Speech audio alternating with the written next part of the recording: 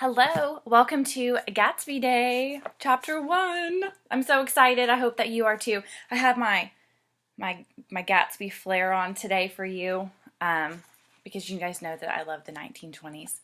Hopefully everybody has this book out because we're going to start reading Chapter 1 in just a second. So if you guys will go ahead and flip to page 1. As you are turning to page 1, I want you to notice the inscription from Fitzgerald, who's the author. It says, once again, to Zelda. Do you guys remember who Zelda is? That's right, it's his wife. So the two great loves and passions of F. Scott Fitzgerald's life were Zelda and writing novels. He just wanted to write novels. All right, so we're going to start with Chapter 1. Some things that I want you to recognize as we're reading through Chapter 1, and I will stop periodically and discuss characters and whatnot. But this is told from the perspective of our narrator, who is Nick Carraway. And this is a memory of his. It happened, I'd say probably about 18 months ago. So he's telling this from a memory. Now remember, whenever we remember something, sometimes the details get skewed. And sometimes we remember things in a more glamorous way or a less glamorous way or whatever. But that needs to register in your head that maybe Nick isn't the most reliable narrator and that he's going to remember it in the way that he wants to remember it. So keep that in mind. Also, I want you to just take a look at the questions that are on the board and really keep those in the back of your head as we're reading through Chapter 1. Hopefully things will make more sense. And then make sure that you're looking at that map that I've created in the back to help you understand East Egg, West Egg, how far away it was from New York City, all of that fun stuff. It'll help. So, without further ado, Chapter 1, The Great Gatsby. In my younger and more vulnerable years, my father gave me some advice that I've been turning over in my mind ever since. Whenever you feel like criticizing anyone, he told me, just remember that all the people in this world haven't had the advantages that you've had. He didn't say any more, but we've always been unusually communicative in a reserved way, and I understood that he meant a great deal more than that. In consequence, I'm inclined to reserve all judgments, a habit that has opened up me many curious natures to me, and also made me the victim of not a few veteran bores. The abnormal mind is quick to detect and attach itself to this quality when it appears in a normal person, and so it came about that in college I was unjustly accused of being a politician, because I was privy to the secret griefs of wild, unknown men. Most of the confidences were unsought. Frequently I have feigned sleep, preoccupation, or a hostile levity when I realized by some unmistakable sign that an intimate revelation was quivering on the horizon. For the intimate revelations of young men, or at least the terms in which they express them, are usually plagiaristic and marred by obvious suppressions. Reserving judgments is a matter of infinite hope. I am still a little afraid of missing something if I forget that. As if my father snobbishly suggested, and I snobbishly repeat, a sense of the fundamental decencies is parceled out unequally at birth. And, after boasting this way of my tolerance, I come to the admission that it has a limit. Conduct may be founded on the hard rock or the wet marshes, but after a certain point, I don't care what it's founded on. When I came back from the East last autumn, I felt that I wanted the world to be in uniform and at some sort of moral attention forever. I wanted no more riotous excursions with privileged glimpses into the human heart. Only Gatsby, the man who gives his name to this book, was exempt from my reaction. Gatsby, who represented everything for which I have unaffected scorn. If personality is an unbroken series of successful gestures, then there was something gorgeous about him, some heightened sensitivity to the promises of life. As if he were related to one of those intricate machines that register earthquakes 10,000 miles away. This responsiveness had nothing to do with that flabby impressionability which is dignified under the name of the creative temperament. It was an extraordinary gift for hope, a romantic readiness such as I have never found in any other person, and which is not likely I shall ever find again. No, Gatsby turned out all right in the end. It was what preyed on Gatsby, what foul dust floated in the wake of his dreams, that temporarily closed out my interest in the abortive sorrows and short-winded elations of men. My family had been prominent, well-to-do people in the Middle Western city for 3 generations. The Carraways are something of a clan, and we have a tradition that we're descended from the Dukes of Buccleuch. But the actual founder of my line was my grandfather's brother, who came here in '51, sent a substitute to the Civil War, and started the wholesale hardware business that my father carries on today. I never saw this great-uncle, but I'm supposed to look like him, with special reference to the rather hard-boiled painting that hangs in Father's office.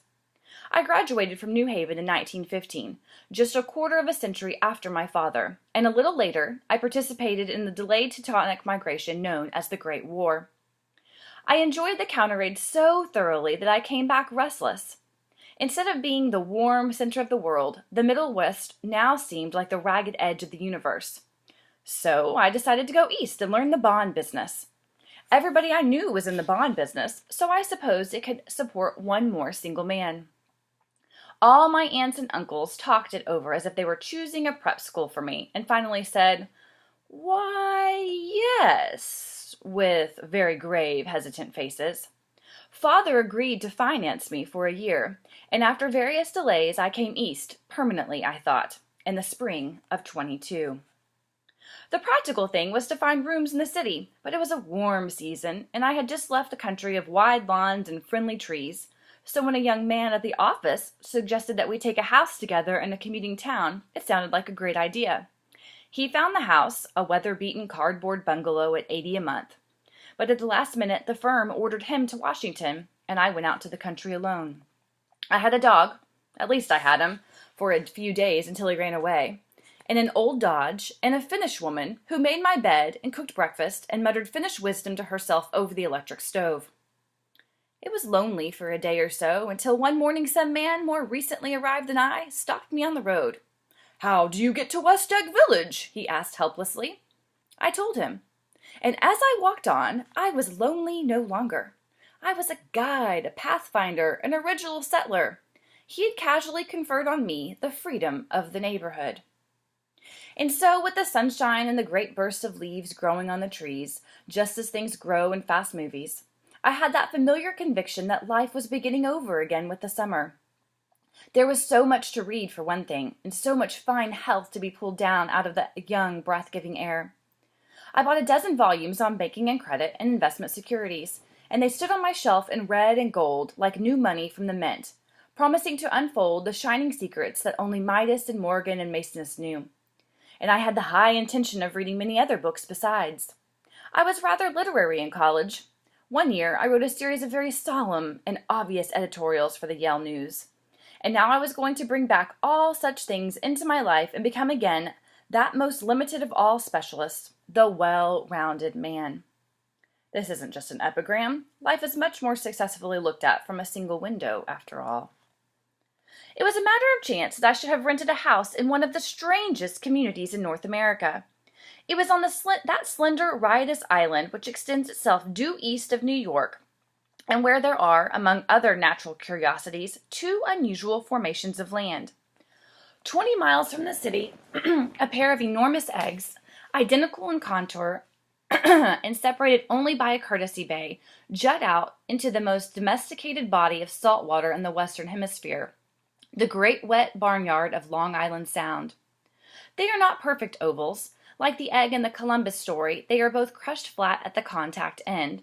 But their physical resemblance must be a source of perpetual confusion to the gulls that fly overhead.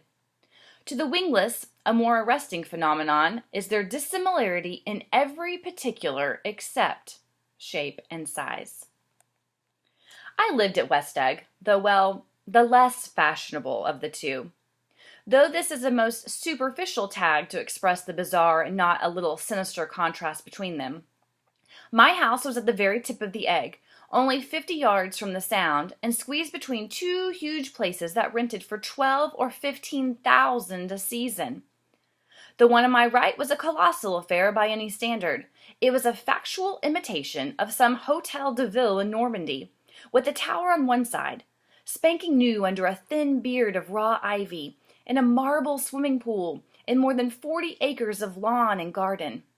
It was Gatsby's mansion. Or rather, as I didn't know Mr. Gatsby, it was a mansion, inhabited by a gentleman of that name. My own house was an eyesore, but it was a small eyesore, and it had been overlooked, So I had a view of the water, a partial view of my neighbor's lawn, and the consoling proximity of millionaires, all for $80 a month. Across the Courtesy Bay, the white palaces of fashionable East Egg glittered along the water, and the history of the summer really begins on the evening I drove over there to have dinner with the Tom Buchanans. Daisy was my second cousin once removed, and I'd known Tom in college. And just after the war, I spent 2 days with them in Chicago. Her husband, among various physical accomplishments, had been one of the most powerful ends that ever played football at New Haven. A national figure in a way, one of those men who reach such an acute limited excellence at 21 that everything afterwards savors of anticlimax. His family were enormously wealthy. Even in college, his freedom with money was a matter for reproach. But now he'd left Chicago and come east in a fashion that rather took your breath away. For instance, he'd brought down a string of polo ponies from Lake Forest. It was hard to realize that a man in my own generation was wealthy enough to do that. Why they came east, I don't know. They had spent a year in France for no particular reason, and then drifted here and there unrestfully, wherever people played polo and were rich together. This was a permanent move, said Daisy over the telephone, but I didn't believe it. I had no sight into Daisy's heart, but I felt that Tom would drift on forever, seeking a little wistfully for the dramatic turbulence of some irrecoverable football game. And so it happened that on a warm, windy evening, I drove over to East Egg to see 2 old friends whom I scarcely knew at all. Their house was even more elaborate than I expected. A cheerful red and white Georgian colonial mansion overlooking the bay. The lawn started at the beach and ran toward the front door for a quarter of a mile, jumping over sundials and brick walks and burning gardens. Finally, when it reached the house, drifting up the side in bright vines, as though from the momentum of its run. The front was broken by a line of French windows, glowing now with reflected gold and wide open to the warm, windy afternoon. And Tom Buchanan, in riding clothes, was standing with his legs apart on the front porch. He had changed since his New Haven years. Now he was a sturdy, straw-haired man of 30, with a rather hard mouth and supercilious manner. 2 shining, arrogant eyes had established dominance over his face, and gave him the appearance of always leaning aggressively forward. Not even the effeminate swank of his riding clothes could hide the enormous power of that body. He seemed to fill those glistening boots until he strained the top lacing, and you could see a great pack of muscles shifting when his shoulder moved under his thin coat. It was a body capable of enormous leverage, a cruel body. His speaking voice, a gruff, husky tenor, added to the impression of fractiousness he conveyed. There was a touch of paternal contempt in it, even toward people he liked. And there were men at New Haven who hated his guts. "Now, don't you think my opinion on these matters is final," he seemed to say, "just because I'm stronger and more of a man than you are." We were in the same senior society, and while we were never intimate, I always had the impression that he approved of me and wanted me to like him with some harsh, defiant wistfulness of his own.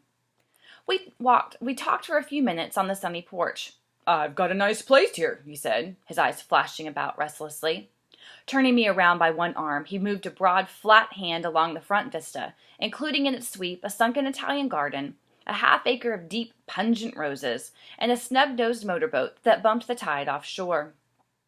It belonged to Domain, the oil man. He turned me around again, politely and abruptly. "We'll go inside."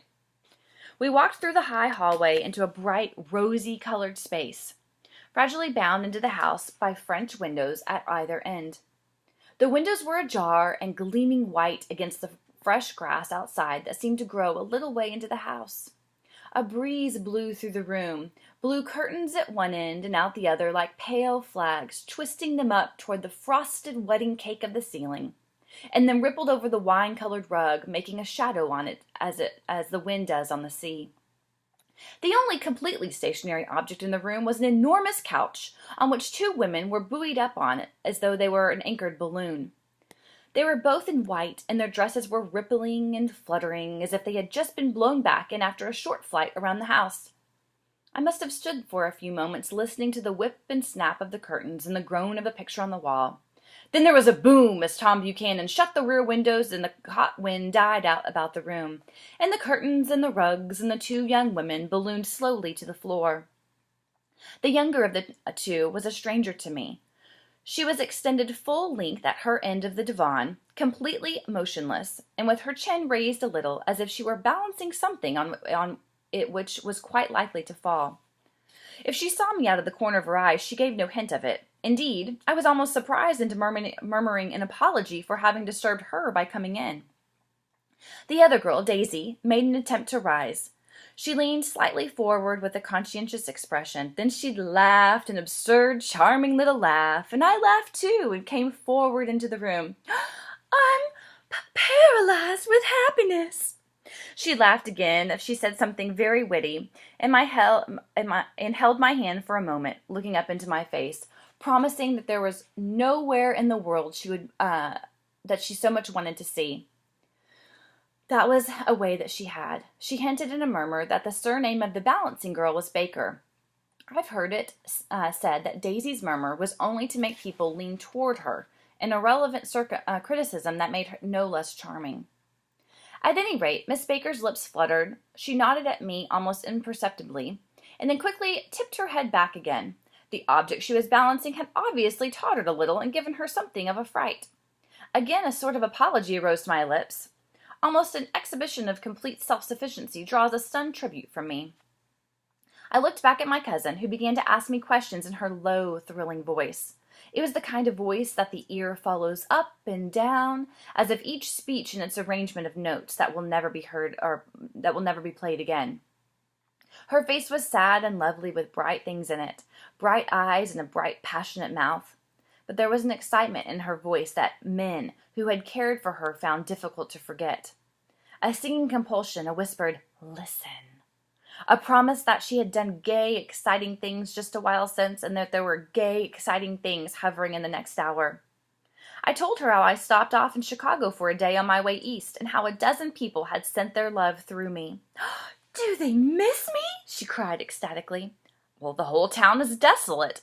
All the cars have the left rear wheel painted black as a mourning wreath, and there's a persistent wail all night long along the North Shore." "How gorgeous! Let's go back, Tom, tomorrow." Then she added irrelevantly, "You ought to see the baby." "Well, I'd like to." "She's asleep. She's 3 years old. Haven't you ever seen her?" "Never." "Well, you ought to see her. She's—" Tom Buchanan, who had been hovering restlessly about the room, stopped and rested his hand on my shoulder. "What you doing, Nick?" "I'm a bondman." "With who?" I told him.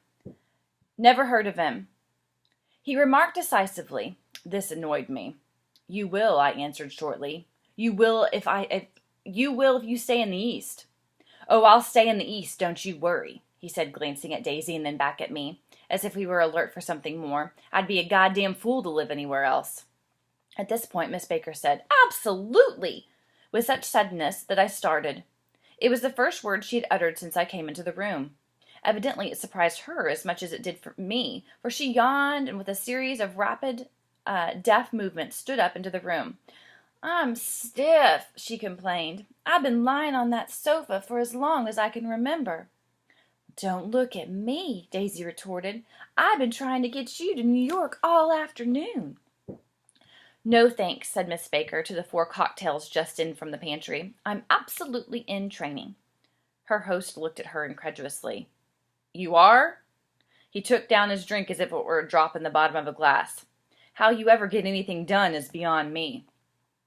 I looked at Miss Baker, wondering what it was that she got done.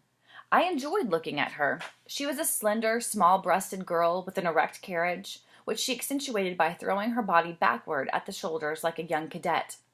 Her gray, sun-strained eyes looked back at me with polite, reciprocal curiosity out of a wan, charming, discontented face.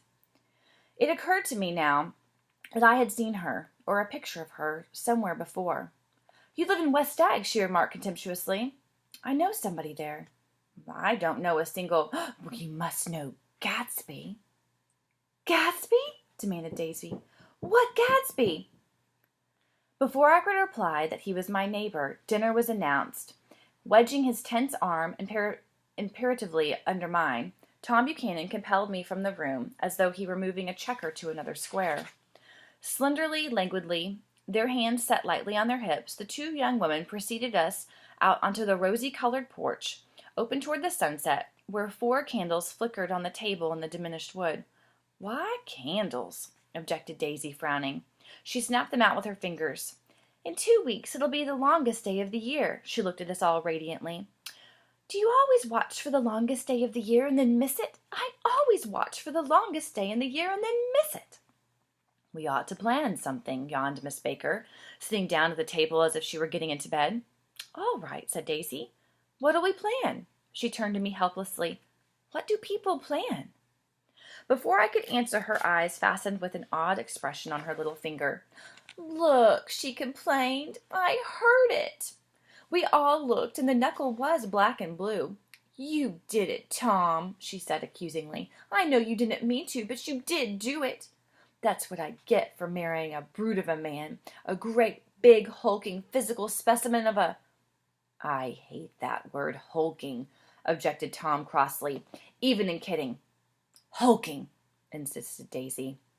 Sometimes she and Miss Baker talked at once, unobtrusively, and with a bantering inconsequence that was never quite chatter, that was as cool as their white dresses and their impersonal eyes and the absence of all desire. They were here, and they accepted Tom and me, making only a polite, pleasant effort to entertain or to be entertained. They knew that presently dinner would be over, and a little later the evening, too, would be over and casually put away.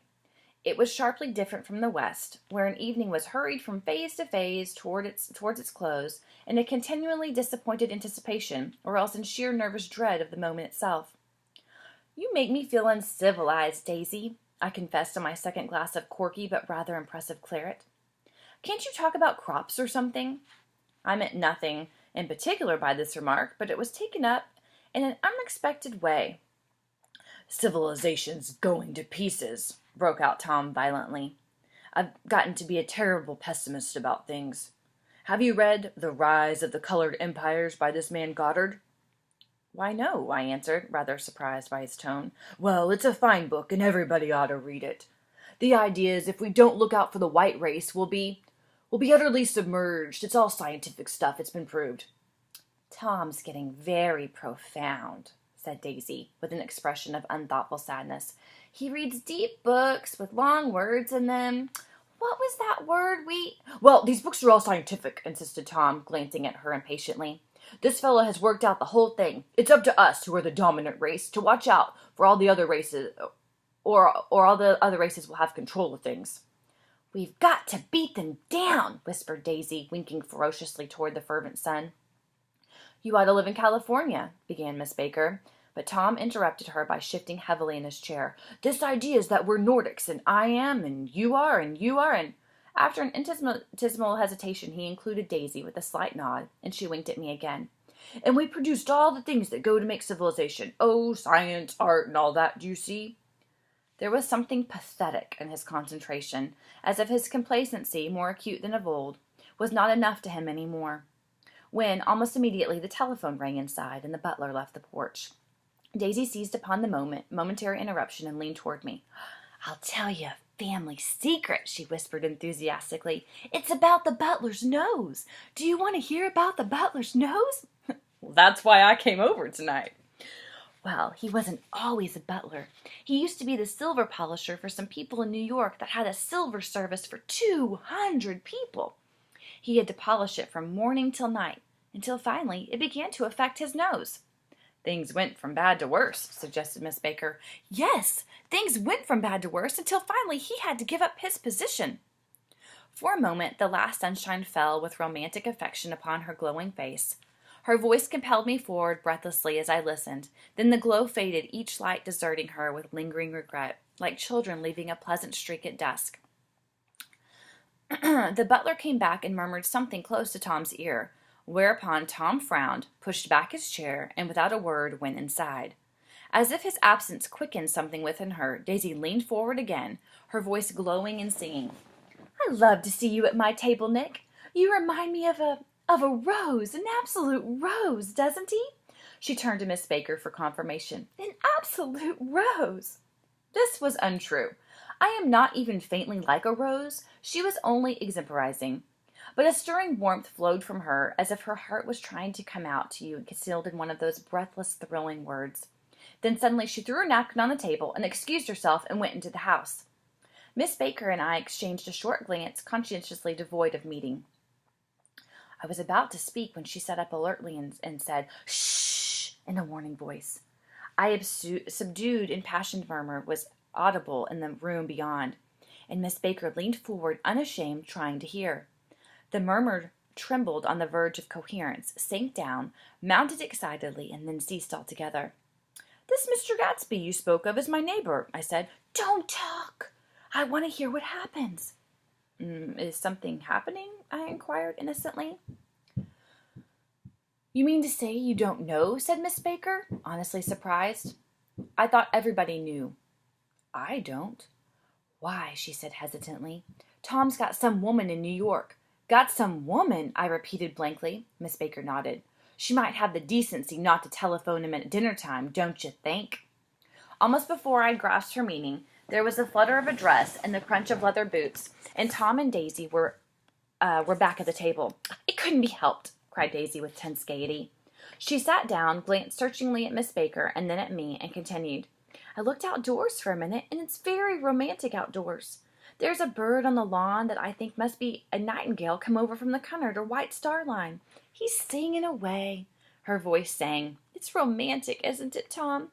"Very romantic," he said, and then miserably to me, "If it's light enough after dinner, I want to take you down to the stables." The telephone rang inside, startlingly, and as Daisy shook her head decisively at Tom, the subject of the stables, in fact all subjects, vanished into air. Among the broken fragments of the last 5 minutes at table, I remember the candles being lit again, pointlessly, and I was conscious of wanting to look squarely at everyone and yet to avoid all eyes. I couldn't guess what Daisy and Tom were thinking, but I doubt if even Miss Baker, who seemed to have mastered a certain hearty skepticism, was able utterly to put this fifth guest's shrill, metallic urgency out of mind. To a certain temperament, the situation might have seemed intriguing. My own instinct was to telephone immediately for the police. The horses, needless to say, were not mentioned again. Tom and Miss Baker, with several feet of twilight between them, strolled back into the library as if to a vigil beside a perfectly tangible body. While trying to look pleasantly interested and a little deaf, I followed Daisy around the chain of connecting verandas to the porch in front. In its deep gloom, we sat down side by side on a wicker settee. Daisy took her face in her hands as if feeling its lovely shape, and her eyes moved gradually out into the velvet dusk. I saw that turbulent emotions possessed her, so I asked what I thought would be some sedative questions about her little girl. "We don't know each other very well, Nick," she said suddenly. "Even if we are cousins, you didn't come to my wedding." "Oh, I wasn't back from the war." "Well, that's true." She hesitated. "Well, I've had a very bad time, Nick, and I'm pretty cynical about everything." Evidently she had reason to be. I waited, but she didn't say any more, and after a moment I returned rather feebly to the subject of her daughter. "I suppose she talks and eats and everything?" "Oh, yes." She looked at me absently. "Listen, Nick, let me tell you what I said when she was born. Would you like to hear?" "Very much." "It'll show you how I've gotten to feel about things." Well, she was less than an hour old, and Tom was God knows where. I woke up out of the ether with an utterly abandoned feeling, and asked the nurse right away if it was a boy or a girl. She told me it was a girl, and so I turned my head away and wept. "All right," I said.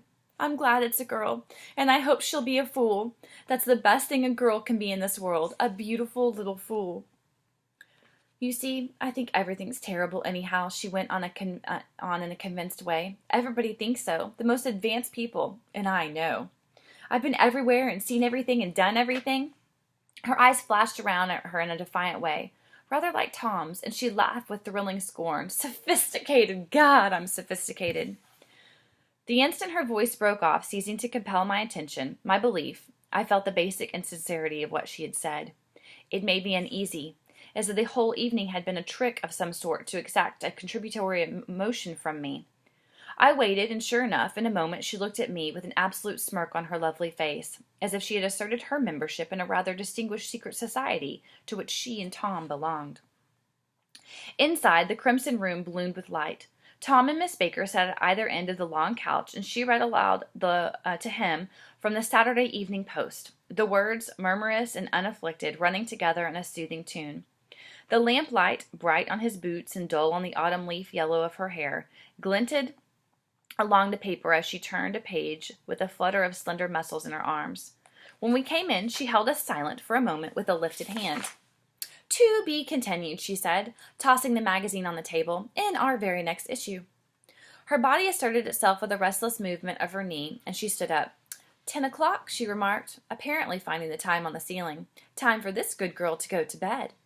"Jordan's going to play in the tournament tomorrow," explained Daisy, "over at Westchester."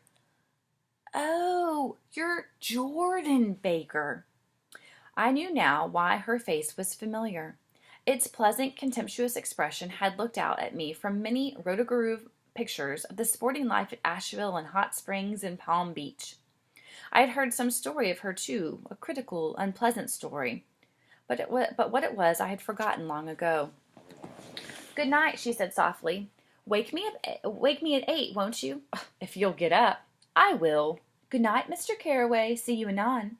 "Of course you will," confirmed Daisy. "In fact, I think I'll arrange a marriage. Come over often, Nick, and I'll sort of, fling you together. You know, lock you up accidentally in linen closets and push you out to sea in a boat and all that sort of thing." "Good night," called Miss Baker from the stairs. "I haven't heard a word." "She's a nice girl," said Tom after a moment. "They oughtn't let her run around the country this way." "Who oughtn't to?" inquired Daisy coldly. "Her family." "Her family is one aunt about 1,000 years old. Besides, Nick's going to look after her, aren't you, Nick? She's going to spend lots of weekends out here this summer. I think the home influence will be very good for her." Daisy and Tom looked at each other for a moment in silence. "Is she from New York?" I asked quickly. "From Louisville. Our white girlhood was passed together there. Our beautiful white—" "Did you give Nick a little heart-to-heart talk on the veranda?" demanded Tom suddenly. Did I?" She looked at me. "I can't seem to remember, but I think we talked about the Nordic race. Yes, I'm sure we did. It sort of crept up on us first thing, you know." "Don't believe everything you hear, Nick," he advised me. I said lightly that I had heard nothing at all, and a few minutes later I got up to go home. They came to the door with me and stood side by side in a cheerful square of light. As I started my motor, Daisy peremptorily called, "Wait! I forgot to ask you something, and it's important. We heard you were engaged to a girl out west." "That's right," corroborated Tom kindly. "We heard that you were engaged." "It's a libel. I'm too poor." "But we heard it," insisted Daisy, surprising me by opening up again in a flower-like way. "We heard it from 3 people, so it must be true." Of course, I knew what they were referring to, but I wasn't even vaguely engaged. The fact that gossip had published the banns was one of the reasons I had come east. You can't stop going with an old friend on account of rumors, and on the other hand, I had no intention of being rumored into marriage. Their interest rather touched me and made them less remotely rich. Nevertheless, I was confused and a little disgusted as I drove away. It seemed to me that the thing for Daisy to do was to rush out of the house, child in arms, but apparently there were no such intentions in her head. As for Tom, the fact that he had some woman in New York was really less surprising than that he had been depressed by a book. Something was making him nibble at the edge of stale ideas, as if a sturdy physical egotism no longer nourished his peremptory heart. Already it was deep summer on roadhouse roofs and in front of wayside garages, where new red gas pumps sat out in pools of light. And when I reached my estate at West Egg, I ran the car under its shed and sat for a while on an abandoned grass roller in the yard. The wind had blown off, leaving a loud, bright night, with wings beating into the trees and a persistent organ sound as the full bellows of the earth blew the frogs full of life. The silhouette of a moving cat wavered across the moonlight, and turning my head to watch it, I saw that I was not alone. 50 feet away, a figure had emerged from the shadow of my neighbor's mansion, and I was standing with my hands in his pockets. And I saw that I was not alone. 50 feet away, a figure had emerged from the shadow of my neighbor's mansion and was standing with his hands in his pockets regarding the silver pepper of the stars. Something in his leisurely movements and the secure position of his feet upon the lawn suggested that it was Mr. Gatsby himself, come out to determine what share was his of our local heavens. I decided to call to him. Miss Baker had mentioned him at dinner, and that would do for an introduction. But I didn't call to him, for he gave a sudden intimation that he was content to be alone. He stretched out his arms toward the dark water in a curious way, and far as I was from him, I could have sworn he was trembling. Involuntarily I glanced seaward and distinguished nothing except a single green light, minute and far away, that might have been at the end of a dock. When I looked once more for Gatsby, he had vanished, and I was alone in the unquiet darkness. The end of chapter 1. I hope that you're loving this. Callie, come here. Yep, come here. Come here. So this is my sweet Great Dane. That was making all of the noise in the background. Sorry. All right, into chapter 1.